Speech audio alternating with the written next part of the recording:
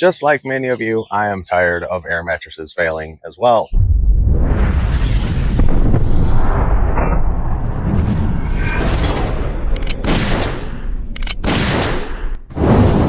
What's up, Internet? Today we are going to go over a topic that you guys have brought up a ton, and that is air mattresses and sleeping pads and everything to do with them. I know some of you are wondering why I got the boat out, and I'll tell you exactly why I have the boat out.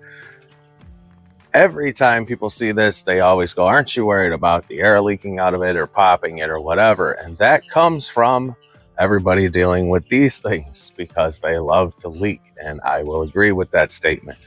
And before you ask, that is a 2005 Mercury 2-stroke. No, I haven't gone to the 4 strokes yet. I just really like the way that the 2 strokes wind out. So we'll get that out of the way before you guys ask. I've also been asked a million times of why I think they don't make the same material that they make inflatable boats out of. And my guess would be because they would cost a fortune. Personally, if someone ever did, I would 100% buy it because just like many of you, I am tired of air mattresses failing as well. But I'm going to go over some of them that I've actually had pretty good luck with. And as many of you know, I've been quite critical of the air market throughout the past. Like, I made an entire video about air tents. Recently though, I have a wilderness resource tent that has been unbelievably good. I was going to set it up, but it's 100 degrees outside, so nope, not going to do it. But I have put that tent through an amazing amount of abuse, and it has held up perfect. I will be doing a video on that, so keep on the lookout if you're interested in that. But back to sleep systems or sleeping or whatever. Everybody has seen or knows somebody that has the foam thermarest style or folding style, like this. And basically, it's just a piece of foam, has no air, has no nothing, and it just helps you to keep the cold off of you from the ground. This is an old military pad. They do work, of course. They're not 100% that comfortable, but they are light and they never fail. But what they are really good for is in the winter, because this will help you keep the cold ground from going through your sleeping pad, mat, whatever it is you use. So they do have a lot of uses. So keep that in mind, even if you think that these are uncomfortable by themselves, because a lot of people do. Moving on from there, you'll get your more backpack friendly. And that would be something like this right here. This is from, what is this from? This is from Honey Bowl. What a ridiculous name. But this is about 1 inch, and actually, believe it or not, it's not that bad as far as comfort. It's actually survived really well. So despite the dumb name, it's worked out well. But the big thing about these is they're really light. Now, there is a million companies. I can't even pretend to name this. This video would be like 3-4 hours long if I named all the companies that make these. But if you pick a good one, it should work out for you. Super light. There is a purpose for them. If you paired it up with like the styrofoam bottom, this can get you a long way. So keep that in mind. Another one that is super popular and I have used multiple times is the Static V. This is the V Lux. I've actually have a video about this. I used to use this in the winter. A lot of people love these things and a lot of people hate them. One thing I will say about it, this has been a great pad. It has not failed me once. But one thing I 100% will say about it is their cold level or R values is absolute bullshit. I also have the non-insulated one, and I can't hardly tell the difference. I know that there's stuff in this, but man, it is very limited. So again, if you pick up a Static V, you put it with the styrofoam, and you may have a chance. That is what I do. I actually use that military styrofoam bottom underneath this, and it actually has worked into the snow levels. So keep that in mind. Sometimes you always got to pair up things to make it the best. Now you got self-inflators. And self-inflators, this is, I don't even know where I got this. What is this? Forward moving. This thing is a piece of crap. Don't buy forward moving. But I brought this out more because of the shape. A lot of people say, okay, well, this is going to be my hiking you're not through hiking with one of these. Obviously, you're going to use something like the Honey Bowl over there, which is still just a dumb name. Anyway, but these do work. They do give you some sort of insulation from the ground in the winter. But again, if you're going to go with this kind of weight and you're hiking, I don't know why you would ever use one of these. But this is also just to show you the different ones. But 100% this forward moving brand, don't buy it. Absolute crap. But then you get more into your luxurious self-inflating mattresses. Many of you know that I have mentioned the X-Bed. In my eyes, X-Bed is one of the top, if not the top. I don't know, but there are many companies that are coming up with good products that are really trying to take that top spot. And believe it or not, KingCamp is one of them. Now this is the KingCamp Premium 3D 7.5. It's a 3-inch mat. This, believe it or not, has been absolutely great. It's actually very comfortable. A lot of you have asked me, they used to make a 4-inch version of this, and you've asked me what I thought of it. I don't know, I never used it, but I have some bad news for you. They stopped making the 4-inch. But the 3-inch has actually been really good. So KingCamp used to be known as kind of a Coleman Winslow style brand, to where it was, you know, it was all right. But in the last couple of years, KingCamp has really stepped up on their product quality. I mean, to levels that are unbelievable to me that company has stepped it up to. And they're a really good company to deal with, very responsive. There was a company called, I believe, Lightspeed, that used to make an air mattress that I absolutely adored. It wasn't that big, but it was really supportive and it never really failed me. And I actually gave it to a friend of mine. Probably shouldn't have, but whatever. KingCamp now has a mattress that is just like that, and they even make a cover for it. You guys have asked me about that one and their little bed bottom stand thing that they make.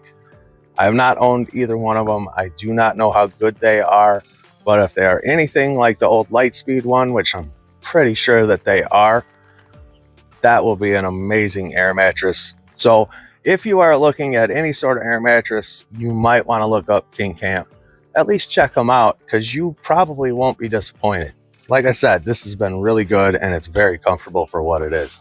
Now, getting off the self-inflators, you have your air mattress. Now, I will get to this guy in a minute, but this right here is what everybody is used to. This is the Intex 24-inch air mattress.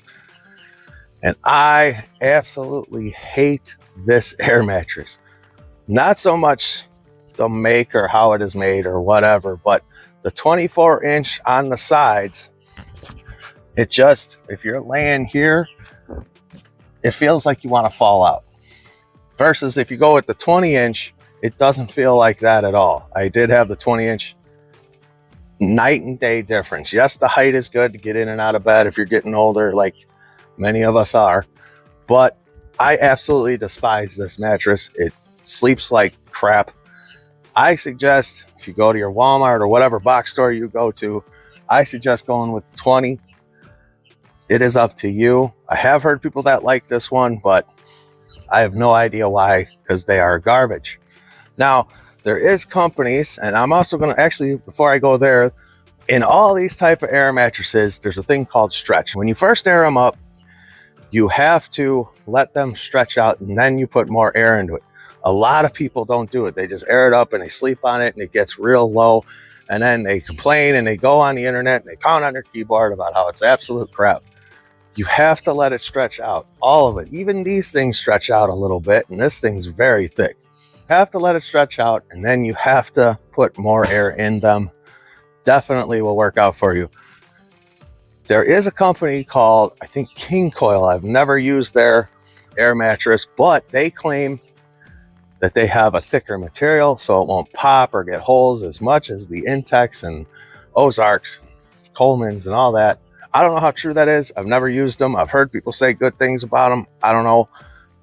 Again, if they would make one of these out of this material, the way they make the boats, I would buy it in a second, but it would probably be $1,000. So give or take. Now, last but not least, I do have to mention this guy. This is from Elegear. And this has to be one of the best small mats that I have ever had, owned, seen, period. And from a company that most of you probably have never heard of.